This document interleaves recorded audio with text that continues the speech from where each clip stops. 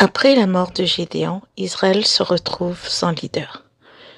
Gédéon avait été choisi par Dieu pour délivrer le peuple. Mais après lui, il n'y a pas de succession claire.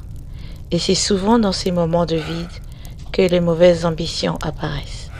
Un homme nommé Abimelech, fils de Gédéon, mais né d'une concubine à Sichem, décide qu'il veut régner. Mais il n'a pas été appelé par Dieu. Il ne cherche pas la justice, il cherche le pouvoir. Alors, il va voir les habitants de Sichem, la famille de sa mère, et il leur dit « Qu'est-ce qui est mieux pour vous?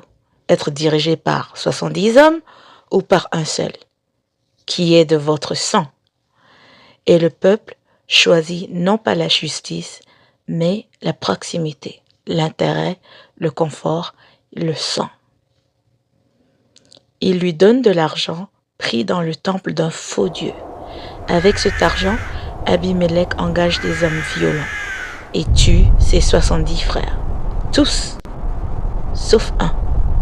Un seul survit, Jotham. Et au lieu de répondre par la violence, il répond par une parole prophétique. Il monte sur une montagne et il raconte une histoire. Il dit « Les arbres décidèrent de se choisir un roi. Ils dirent à l'olivier « Règne sur nous !» Mais l'olivier répondit « Dois-je abandonner mon huile pour régner ?» Ils dirent au figuier « Viens régner !» Mais il répondit « Dois-je abandonner ma douceur pour régner ?» Ils dirent à la vigne « Viens régner !»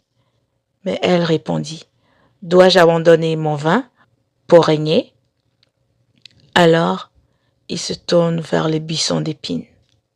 Et le buisson dit « Si vous voulez vraiment que je règne sur vous, venez vous abriter sous mon ombre. Sinon, un feu sortira de moi et vous dévorera. » Ce buisson, c'est Abimelech, un leader sans fruit, sans valeur réelle, mais rempli de dangers. Et Jotham termine avec une déclaration forte. Si vous avez agi avec sincérité, réjouissez-vous. Mais sinon, que le feu sorte d'Abimelech et vous dévore, et que le feu sorte de vous et le dévore lui. Et cette parole n'était pas juste une histoire, c'était une prophétie. Pendant 3 ans, Abimelech règne, puis la division commence.